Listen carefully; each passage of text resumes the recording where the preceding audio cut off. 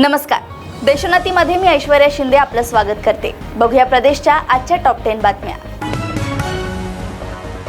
महाराष्ट्रातील लोकसभा निवडणुकांचा जल्लोष संपल्यानंतर आता विधान परिषद निवडणुकांचा बिगुल वाजलाय. लोकसभा निवडणुकांचा निकाल 4 जून रोजी लागणार आहे. त्यानंतर विधान परिषदेच्या निवडणुका होणार आहेत. विधान परिषदेच्या 4 जागांसाठीच्या निवडणूक कार्यक्रमाची नव्याने घोषणा करण्यात आली आहे. 2 शिक्षक तर 2 पदवीधर मतदारसंघांसाठी ही निवडणूक होत आहे.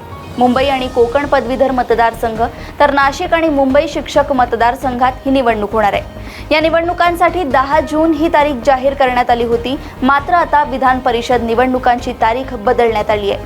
नव्या वेळापत्रकानुसार पदवीधर व शिक्षक मतदारसंघाच्या निवडणुकांसाठी 26 जून रोजी मतदान होणार आहे. पुण्यातील कल्याणी नगर भागात झालेल्या कार अपघातामुळे राज्यासह देशभरात संताप व्यक्त करण्यात येतोय. त्यावरून पुणे पोलिसांवर ताशेरे देखील ओढण्यात आले.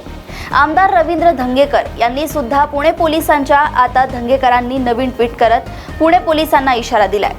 त्यांनी केलेल्या ट्विटमधील फोटोत वसुली कॉन्स्टेबल वॉटर्स नावाच्या पबमध्ये पार्टी करताना दिसून येत आहे. त्यावरून धंगेकरांनी पुणे बिघडवणाऱ्या या पोलीस कॉन्स्टेबलची तातडीने चौकशी करत यांना निलंबित करा, अन्यथा 48 तासात यांचे इतर व्हिडिओ देखील असेच ट्विट करण्यात येतील असा इशारा दिलाय. पुणे अपघातावरून काँग्रेस आमदार तसेच पुणे लोकसभा मतदारसंघाचे महाविकास आघाडीचे उमेदवार रवींद्र धंगेकर हे राज्याचे उपमुख्यमंत्री आणि गृहमंत्री देवेंद्र फडणवीस यांच्यावर सातत्याने टीका करताना पाहायला मिळत आहे. या टीकेचा देवेंद्र फडणवीस यांनी खरपूस शब्दात समाचार घेतलाय. या प्रकरणाचे राजकीय कारण करण्याचा प्रयत्न चालवलाय. जी काही कारवाई पोलिसांनी केली पाहिजे ती सर्व कारवाई पोलिसांनी केली आहे. तसेच ज्युव्हेनाईल जस्टिस बोर्डाने चुकीचा निर्णय दिला होता. त्याच्या विरोधात वरच्या कोर्टात जाऊन तो निर्णय बदलवून घेतलाय. पहिल्यांदा पबचे मालक आणि मुलाचे वडील यांनाही अटक झाली आहे. कठोर कारवाई झाली आहे. प्रत्येक गोष्टीचे राजकारण करणे हे योग्य नाही या शब्दात देवेंद्र फडणवीस यांनी विरोधकांना सुनावले आहे. विदर्भातील गडचिरोली जिल्ह्यात सातत्यानं नक्षली कारवाया होतात. त्यातूनच नक्षल आणि पोलिसांमध्ये चकमक होत असते. गडचिरोली जिल्ह्यातील ग्रामीण भागातील नागरिकांना नेहमीच या घटनांचा त्रास होत असतो. आता त्याच नक्षलग्रस्त गडचिरोलीत पोलिसांनी मोठी कारवाई केल्याची माहिती समोर आली आहे.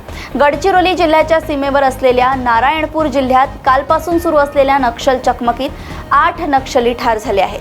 नक्षलग्रस्त भागातील या चकमकीनंतर जवान मुख्यालयी परतले. राज्य सरकारने इयत्ता 3री ते 12वीच्या शालेय अभ्यासक्रमात भगवद्गीता मनाचे श्लोक समाविष्ट करण्याच्या हालचाली सुरू केल्या आहेत. राष्ट्रीय शैक्षणिक धोरणानुसार SCERTने राज्याचा शालेय अभ्यासक्रम आराखडा जाहीर केलाय. त्यावर आक्षेप आणि सूचनाही मागवण्यात आल्या आहेत. यावरून नव्या वादाला तोंड फुटले आहे. यावरून राज्य सरकारची संविधानाच्या बाबतीत काय मानसिकता आहे हे लक्षात येते. त्यामुळे सामाजिक संस्थांनी या गोष्टीची दखल घेतली पाहिजे. मुलांच्या डोक्यात नेमकं काय घालण्याचा प्रयत्न सुरू आहे हे कळतच नाही. याबाबत प्रागतिक विचाराचे जे कोणी लोक आहेत त्यांनी यामध्ये लक्ष घातले पाहिजे असे वक्तव्य शरद पवार यांनी केले आहे. राज्यात दुष्काळाची स्थिती अत्यंत गंभीर आहे. काही गावांना महिना पाणी मिळत नाही. जनावरांना चारा नाही, पिण्याचे पाणी नाही. मुख्यमंत्री एकनाथ शिंदे यांनी छत्रपती संभाजीनगरमध्ये दुष्काळ आढावा बैठक घेतली, पण या बैठकीला 5 पालकमंत्री गैरहजर होते. यातूनच सरकार दुष्काळावर गंभीर नाही हे स्पष्ट दिसतंय. मुख्यमंत्र्यांनी जागेवरच आदेश द्यायला पाहिजे होते, पण केवळ बैठकीचा सोपस्कार पूर्ण केलाय.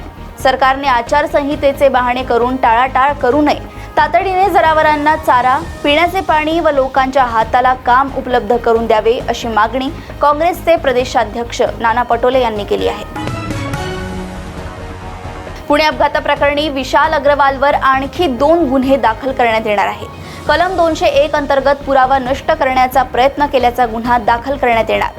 अल्पवयीन मुलासोबत कारमध्ये असलेल्या ड्रायव्हरला तू कार चालवत होता असं पोलिसांना खोटं सांग असं विशाल अग्रवालने ड्रायव्हरला सांगितल्याचे पोलीस तपासात निष्पन्न झाले आहे. त्यामुळे पुरावा नष्ट करण्याचा प्रयत्न केल्याचा गुन्हा दाखल करण्यात येणार. तर विशाल अग्रवालवर RTOच्या तक्रारीनंतर कलम 420च्या अंतर्गत दुसरा गुन्हा दाखल करण्यात येणार आहे. पोर्शे कारची नोंदणी झालेली नसताना नोंद झाल्याची खोटी माहिती दिल्याबद्दल गुन्हा दाखल करण्यात येईल. नाशिकमधील काही सराफ व्यावसायिकांवर आयकर विभागाच्या धाडी सुरू असून दुकाने आणि घरांची तपासणी सुरू करण्यात आली आहे। सराफ व्यावसायिकांनी व्यवहारांची माहिती लपवण्याच्या संशयावरून ही कारवाई केली जात असल्याची माहिती मिळत आहे।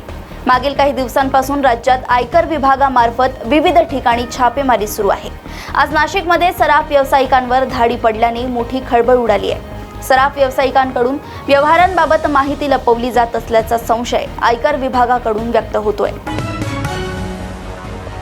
एकीकडे राज्य शासनाच्या वतीने वृक्ष लागवड करण्यासह विविध उपाययोजनांवर भर दिला जात असताना दुसरीकडे मात्र धुळे जिल्ह्यात वृक्षांची सर्रासपणे कत्तल होत असल्याच्या घटना समोर आल्या आहेत। तोडलेली झाडे थेट वखारीत नेली जात असून विशेष म्हणजे या ठिकाणी येणाऱ्या झाडांची कुठलीही नोंद नसल्याचा आरोप नागरिकांनी केलाय।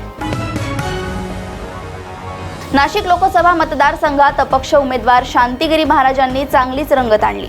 महायुतीचे उमेदवार हेमंत गोडसे आणि महाविकास आघाडीचे उमेदवार राजाभाऊ वाजे यांना तगडे आव्हान शांतिगिरी महाराजांनी उभे केले। यामुळे नाशिकमध्ये तिरंगी लढत पाहायला मिळाली। नाशिकमध्ये नक्की कोण बाजी मारणार हे 4 जूनला स्पष्ट होणार आहे। आता शांतिगिरी महाराजांनी थेट पंतप्रधान नरेंद्र मोदींचा प्रचार करण्याचा निर्णय घेतलाय। प्रदेशातील अशाच टॉप 10 बातम्या जाणून घेण्यासाठी बघत रहा देशोन्नती आणि अजूनही तुम्ही आमच्या चॅनलला लाईक आणि सबस्क्राईब केलं नसेल तर लगेच लाईक आणि सबस्क्राईब करा आणि बघत रहा देशोन्नती। नमस्कार। ठळक घडामोडींसाठी देशोन्नती न्यूज चॅनलला सबस्क्राईब करा आणि बेल आयकॉन प्रेस करा।